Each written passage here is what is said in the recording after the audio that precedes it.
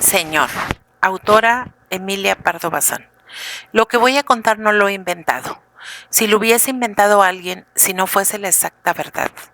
Digo que bien inventado estaría, pero también me corresponde declarar que lo he oído referir, lo cual disminuye muchísimo el mérito de este relato y obliga a suponer que mi fantasía no es tan fértil y brillante como se ha solido suponer en momentos de benevolencia. ¿Eres tímido, oh tú que me lees? Porque la timidez es uno de los martirios ridículos, nos pone en berlina, nos amarra a banco duro.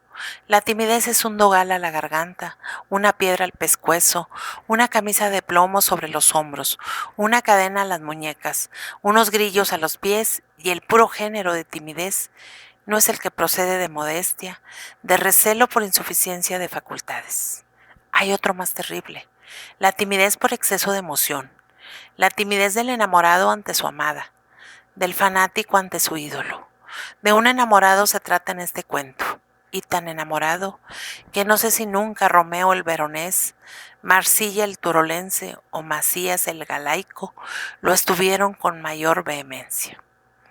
No envidiéis nunca esta clase de locos.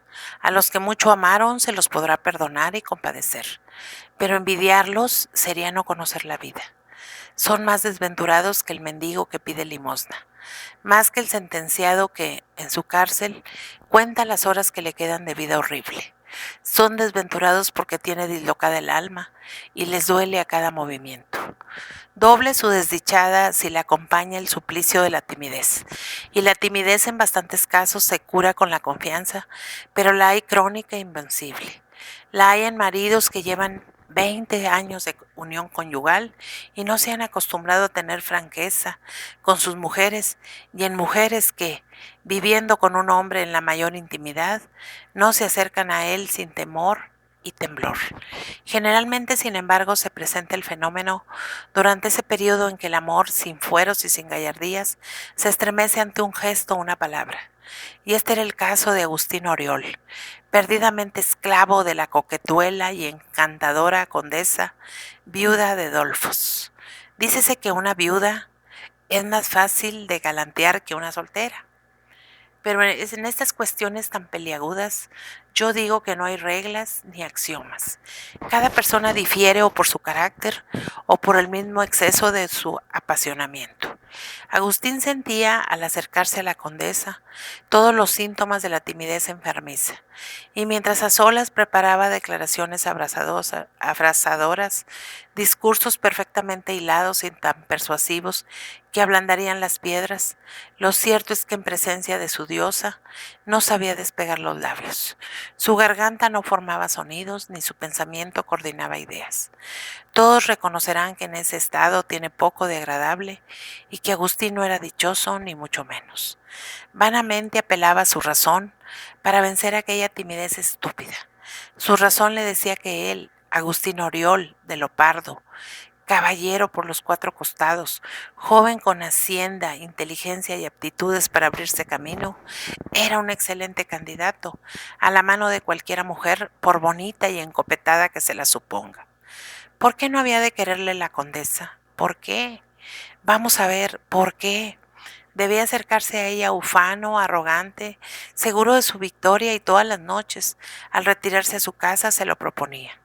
Y al día siguiente procedía lo mismo que el anterior. Se insultaba a sí mismo, se trataba de menguado, de necio, pero no podía vencerse. No podía y no podía.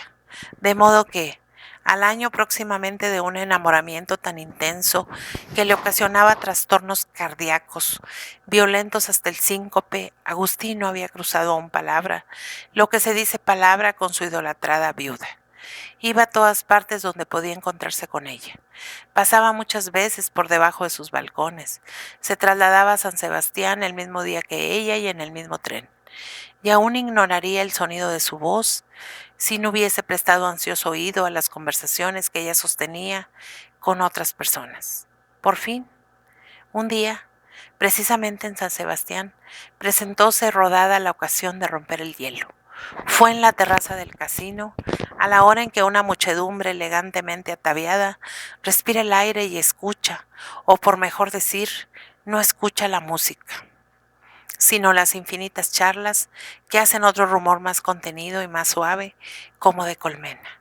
Agustín estaba muy próximo a su amada y devoraba con los ojos el perfil fino, asomando bajo el sombrero, todo empenachado de plumas.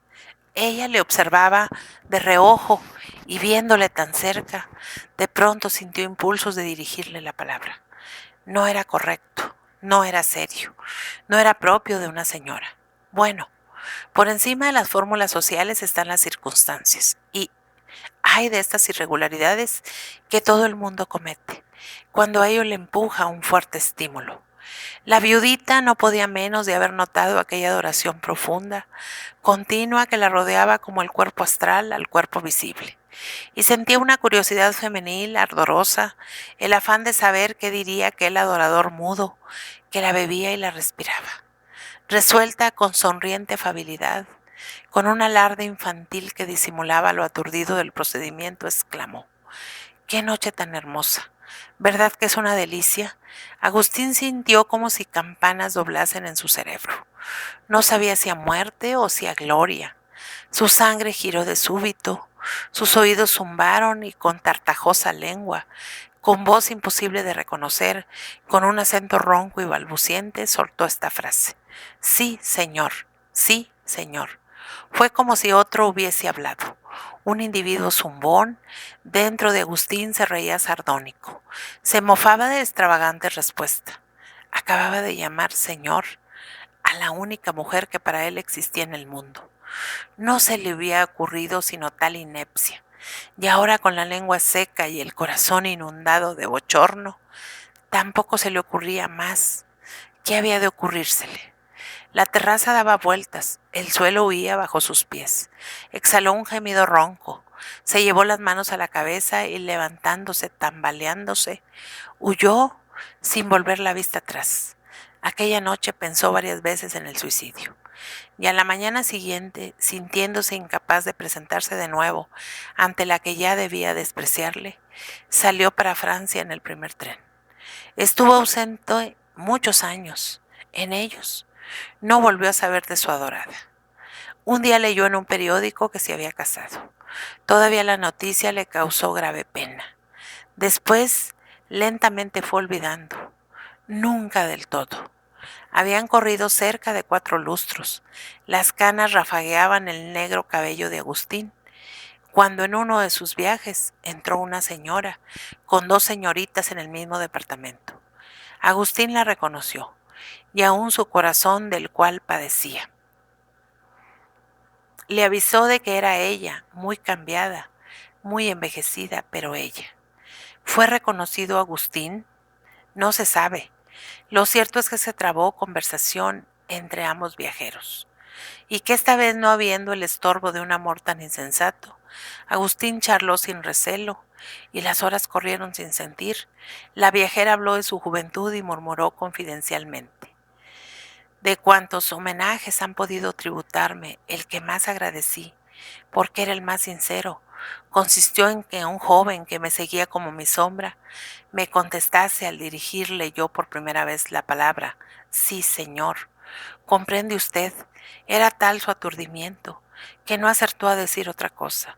Los requiebros más entusiastos no pueden halagar tanto a una mujer como una turbación, que solo puede interpretarse como señal de pasión verdadera.